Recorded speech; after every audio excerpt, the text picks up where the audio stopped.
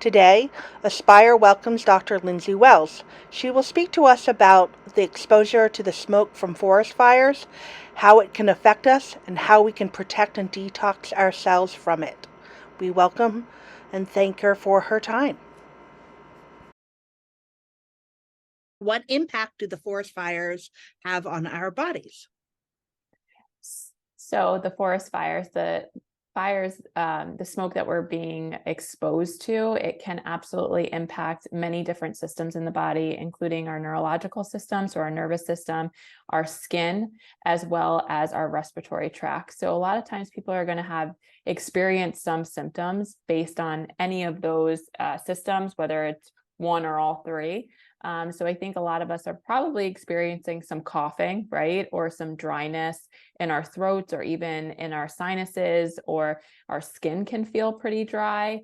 Headaches are also a big one that people can be experiencing.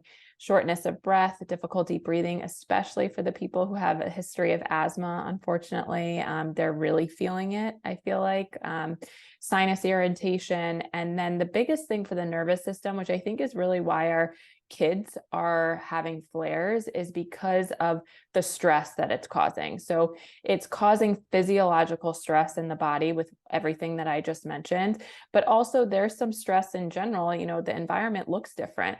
It feels different, and our kids are sensitive, and any form of stress can cause a flare or a worsening of a flare. And so really that's what I see to be impacting our PANS kids right now.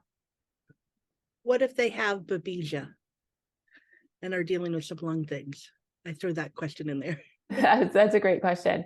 Absolutely. It's just going to make the symptoms worse, right? Because with babesia, one of the red flag symptoms is shortness of breath, or air hunger, like feeling like they can't get enough air in. Their symptoms are going to be amplified right now. But again, that's just a flare on the system, like the physiological system of, and therefore it's going to make whatever symptoms you have worse. So if you have babesia, it's going to be worse, that you're going to feel like you have more air hunger.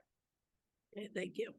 And since we know, or we're sure that there's going to be continuing fires and this may become a problem again, what are precautions that we can take ahead of time to minimize exposure to those forest fires and all that smoke?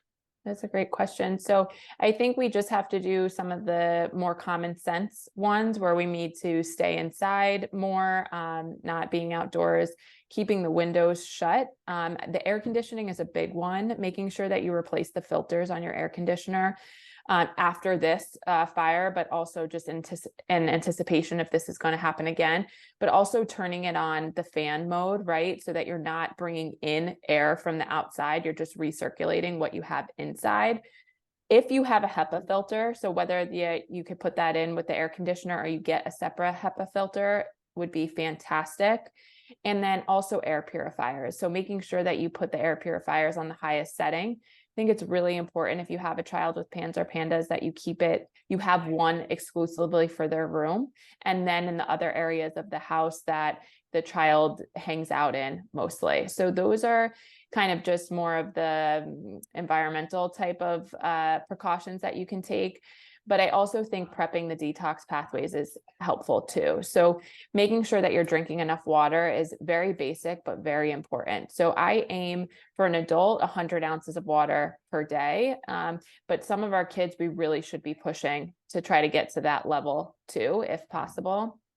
And then also making sure that we're eating as clean of a diet as possible, with a lot of focus on the rainbow colors of vegetables, which is not always easy for our kids, but something that can help to prep the detox system and decrease the inflammation that's in the body. So if we're focusing and mainly eating processed food, we're going to have a lot of inflammation that's just going to add to the burden on the system. So those are kind of the basics in regards to preparing for this to happen again, or suspecting that this is going to happen again. And then So we do all that, but we know we need to detox to Yeah. actually get it out. How can we support our body's detoxification pathways? Yeah.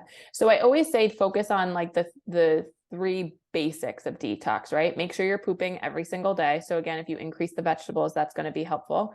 Um, urinating, peeing things out. So again, staying well hydrated, and then also movement.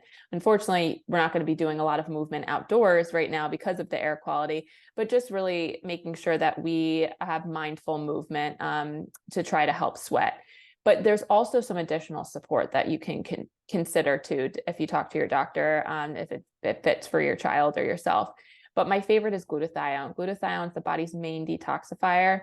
It will roam around and pick up on things that shouldn't be there. So it's going to pick up on the toxins and the smoke and everything that you inhaled, bind to it and draw it out of the body.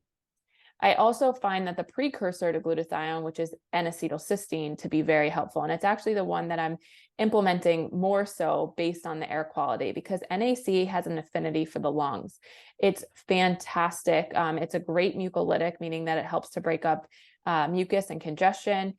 It's one that I put a lot in for acute protocols for when somebody's acutely ill. But again, it's going to be the precursor to glutathione. It's going to help with detoxification, and it's going to help kind of get out any gunk that's in the lungs. And then the last one is really increasing your antioxidants, right? So antioxidants, again, that's when you're thinking about the rainbow colored vegetables, you're going to get a lot of antioxidants there. But other food to focus on are, say, like berries, that can be helpful for the antioxidants. But just a basic, like over-the-counter type of supplement is vitamin C, right? Vitamin C is one of the master antioxidants. Because what happens is when we're stressed, or this air quality in general causing stress on the system, it causes oxidative stress, and therefore we're using up a lot of our antioxidant stores. So vitamin C is a very easy one to put in. Just be mindful though that it can sometimes impact the bowels. So somebody could have more loose stools. And then also with children with autism, I do find that it can increase oxalates. So they might be a little bit more stimmy, or just being mindful of that. Okay, great. What about things like charcoal or the brand GI Detox to absorb? What are your thoughts Yeah, on those? those are great. I also find those to be very helpful. The thing I just caution about with those is just making sure that you're not constipated, or your child's not constipated, because we need to be making sure that we move the bowels through. But those are also a wonderful addition. It just has to be administered at least 2 hours away from any other supplements or medications. Right, with a full 4-hour window. Yeah. Okay, great. And do you have any other pearls of wisdom that you? I find that some herbals can be very helpful too. And so I kind of feel like a lot of times nutraceuticals or supplements, they get, and vitamins, they get all the attention, but we have a lot of herbal allies that are our friends to help us get through this. And so some of my favorite ones that I've been considering during this time period and recommending for people, one is marshmallow root. Marshmallow root is a wonderful demulcent. So essentially what that means is it like creates somewhat like a sticky substance to bind to things, get it out, but also to help soothe dryness in the area. So if you're experiencing like dryness on your skin or your nasal passageways or your throat, marshmallow root would be a wonderful one to implement. It's also very healing for the gut. So that's a nice one. But ones that are more lung specific, I find mullein to be fantastic.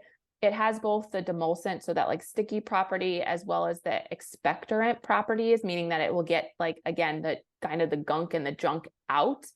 It's like one of the best ones for lung health. And it's great for people who are asthmatic or have spasmodic coughs. So I think that one is a really nice one to add in. It's pretty popular because people have heard about mullein because of the garlic and mullein eardrops, right? But this is different. Still the same herb, but it would be internal for the lung health. And then holy basil, also known as Tulsi. Holy basil is an adaptogen, so it works on the adrenal gland. So it helps to manage stress, right? And again, there's stress going on from the perceived stress of what's going on in our environment, but also what's happening inside physiologically. But this also has an affinity for the lungs, so it can be very helpful for those who have lung conditions. It helps to decrease inflammation in the airways.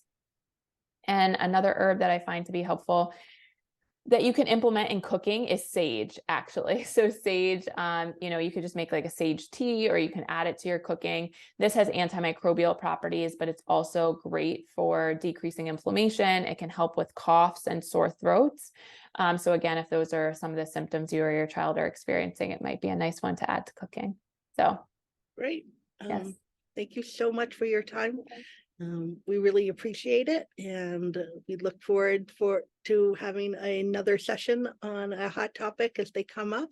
Thank you so much. Thanks for having me.